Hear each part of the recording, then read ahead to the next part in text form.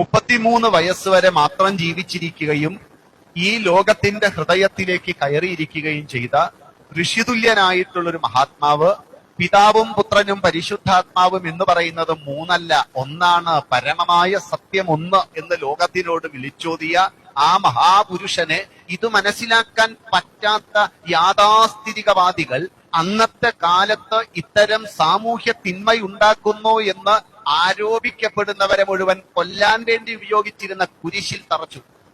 ശിക്ഷയ്ക്ക് വേണ്ടി അന്ന് ഉപയോഗിച്ചിരുന്ന ഒന്നാണ് കുരിശ്. ആ കുരിശിലേറി മരണപ്പെട്ട യേശുദേവൻ, ആ ദേവൻ പറഞ്ഞൊരു വാക്കുണ്ട്. ആ വാക്ക് നിന്റെ വിശ്വാസം നിന്നെ രക്ഷിക്കട്ടെ എന്നാണ്. എന്താണ് നിന്റെ വിശ്വാസം? വിശ്വാസം എന്നാൽ വിശേഷണയുള്ള ശ്വാസം എന്നാണ്.